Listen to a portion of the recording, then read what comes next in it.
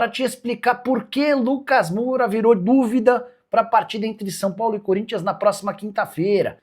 Isso sem falar nas últimas do mercado, bastidores e finanças. Fala aí, pessoal, sou Jorge Nicola, bem-vindos a mais um vídeo do canal. Sempre bom ter vocês por aqui, sempre tem tempo de pedir para deixar like, se inscrever no canal e ativar as notificações. Bora começar o vídeo falando sobre Reinaldo, que nessa quinta-feira deu entrevista ao Sport TV, colocando em dúvida sua permanência no Mirassol. O grande astro do time do interior de São Paulo tem contrato até dezembro de 25, mas já existe uma prorrogação automática do vínculo depois de alguns objetivos cumpridos, ou seja, o Reinaldo será jogador do Mirassol até o fim da próxima temporada, a menos que algum clube o compre do Mirassol. Jogador de 36 anos de idade, e dá para imaginar que o time do interior não possa pedir uma quantia astronômica.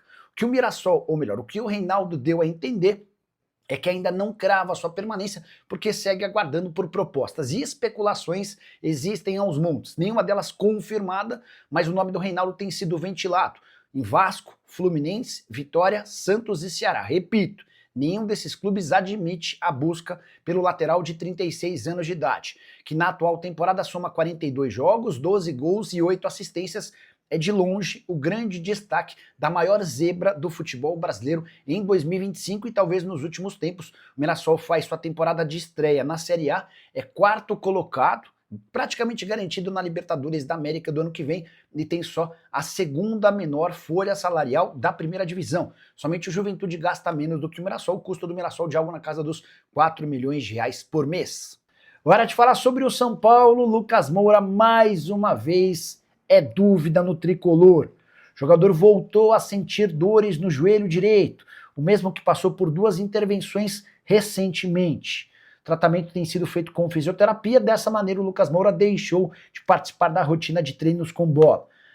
Sendo assim, dá para imaginar que dificilmente o Lucas Moura terá condição de participar do confronto da próxima quinta-feira contra o Corinthians, jogo super decisivo para as duas equipes que ainda brigam por vaga em pré-Libertadores.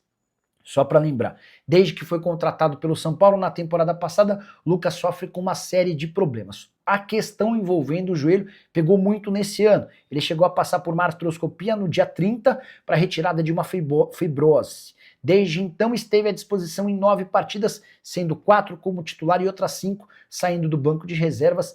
Desde o início do ano são apenas 28 jogos e 5 gols marcados. Que nota você dá para a passagem do Lucas Moura, essa segunda passagem? Só não se esqueça do custo, atleta que ganha 1.800.000 reais por mês. Cara, e não é a primeira temporada, é a terceira, quarta temporada em que tudo acontece.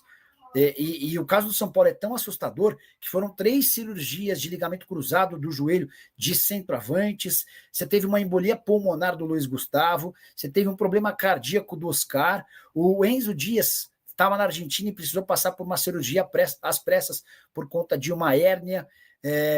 Todas essas lesões que eu citei, ou esses problemas médicos, eles não têm a ver com uma preparação física ineficaz ou com uma questão do departamento médico. São coisas que acontecem. O cara tem uma embolia pulmonar. Quem imaginaria que poderia acontecer com um atleta de futebol profissional? Que o cara tem um problema cardíaco, como o Oscar. Foram 3 cirurgias de ligamento cruzado.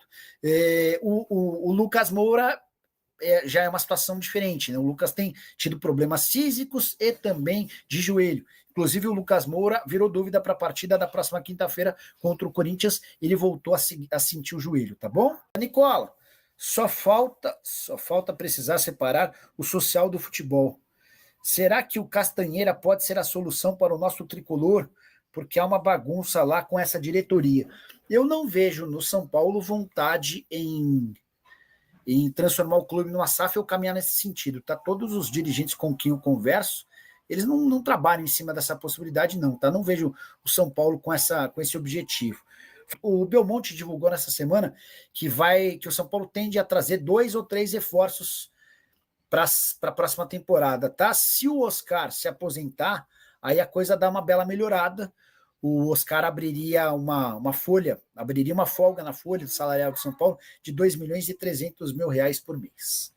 13 lesionados só nessa semana, mais 4. Oscar, Enzo, Lucas e agora Arboleda. Acima de qualquer limite, São Paulo precisa fechar para balanço, escreve Arnaldo Ribeiro. E no boletim de hoje do São Paulo, quer ver? Boletim do São Paulo de hoje. André Silva, deixa eu ver onde é que tá o Dineno, Wendel, Pablo Maia, Marcos Antônio Rodriguinho. Cara, que série. E Arboleda. O Arboleda também se contundiu, tá? O Arboleda também é mais uma baixa. Que coisa maluca. Nicola, alguma novidade sobre o Oscar? Vai aposentar mesmo?